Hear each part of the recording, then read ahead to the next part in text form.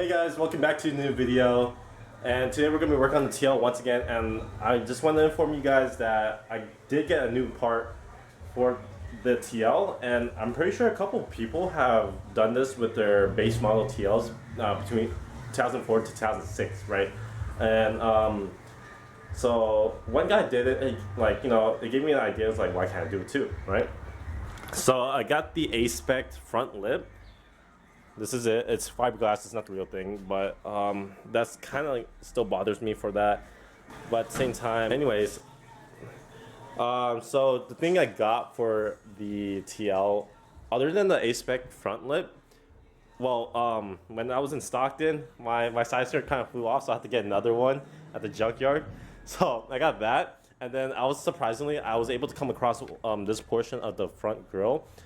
This silver panel, I kind of wanted to go silver with this on the TL, and I got the front OEM license plate bracket that I wanted, so it looks more proportioned in the front, and this is what I like. But you know, I still have the old one, like it's right here. I probably don't need this anymore, so I'm probably just gonna sell it off.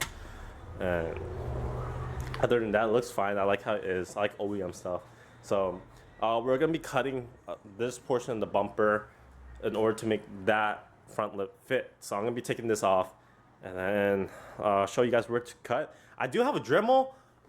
It's from Henry, and the thing is, I'm kind of curious how he was able to put the saw blade into the Dremel with this specific nut.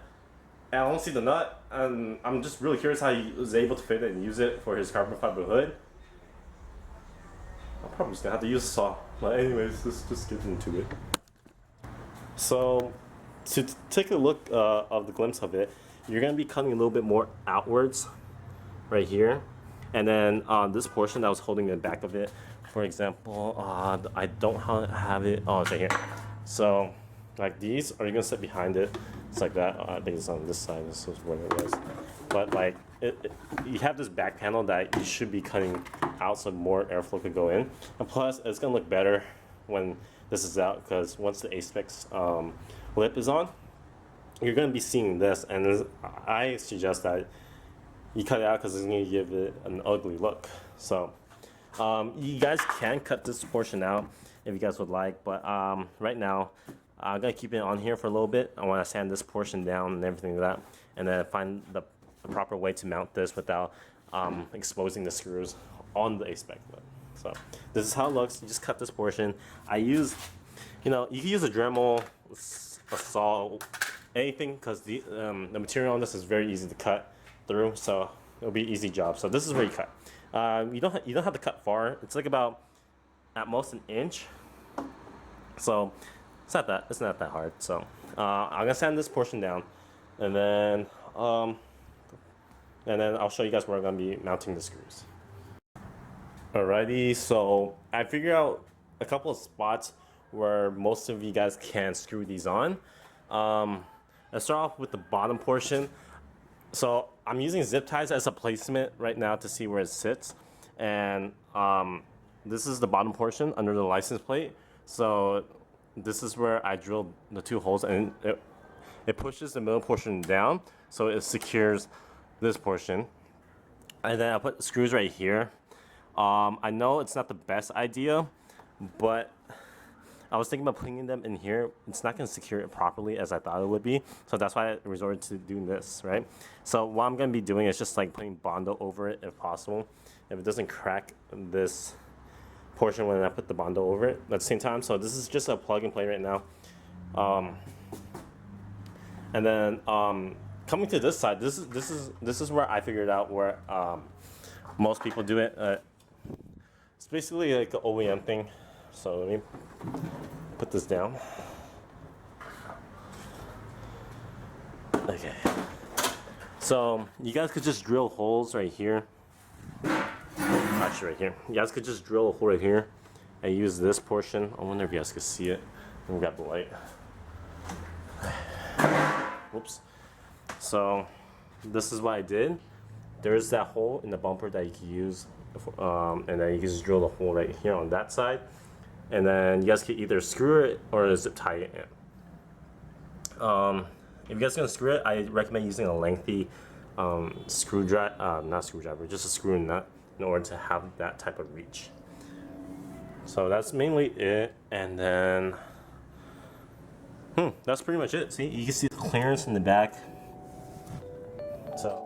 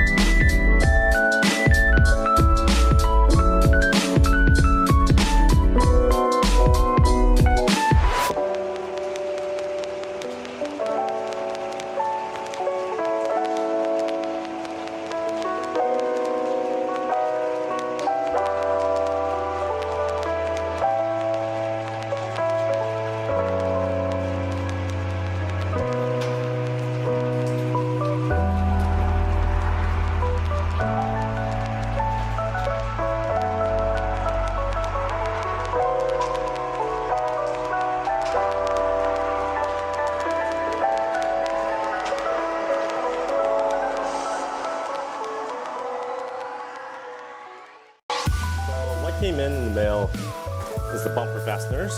They finally came in. The reason why is because with this type of fitment, you can't really have clearance in the ear, so I have to trim it down, pull the fenders a little bit. Looks nasty, but it's okay. So